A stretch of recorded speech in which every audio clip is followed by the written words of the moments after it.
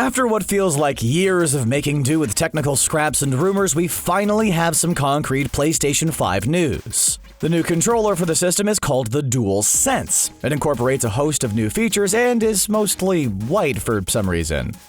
It's safe to say no one was expecting that. Outside of this oddity, there are plenty of reasons to be excited for the PlayStation 5 controller. In this video, we're going to break down all the new info surrounding the DualSense and infer some of our own findings. Trust us, now that you know what you'll be holding on to, you're definitely going to want to get your hands on a PS5.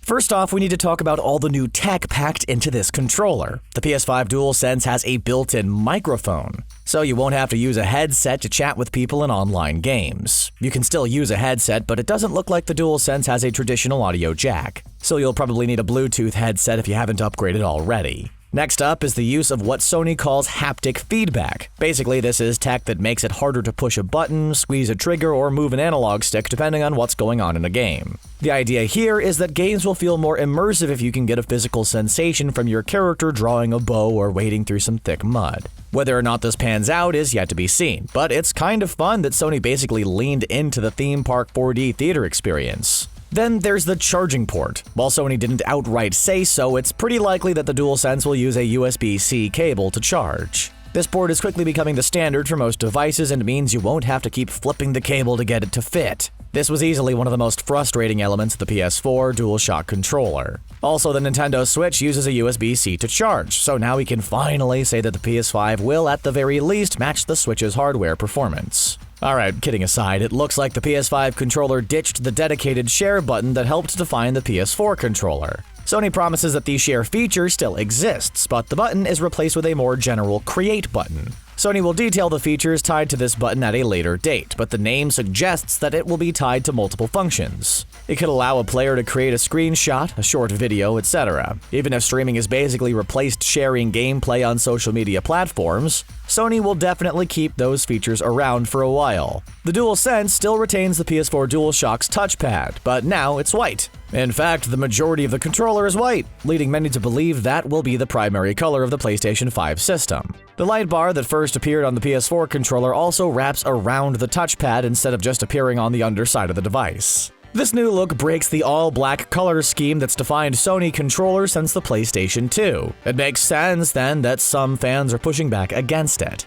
There are already photoshops of an all-black PS5 controller floating around. Without the splash of white, it's pretty striking how much the PS5 controller looks like the previous model. Although it's been reported that the PS5 controller is a bit bigger than the PS4 controller, considering this and its sleeker design, it feels like an even more grown-up controller that is set to match the high-performing system. All in all, it's clear that the DualSense isn't exactly reinventing the wheel when it comes to video game controllers. While fans will argue about which system has the best controller for as long as video games exist, Sony has been nailing their controllers for a while now. The DualSense seems like it'll be a sleeker version of past Sony controllers to fit the sleeker system. Can we infer much about the PlayStation 5 system from its controller though? Not really. While it will likely have a USB port or two to charge the controller and offer a wired connection, that's all we can say with any kind of certainty. It is odd though that Sony would dump some major information about their upcoming console without much warning or fanfare. Sony's marketing efforts for the PlayStation 5 have been pretty perplexing so far, and it looks like this trend will continue.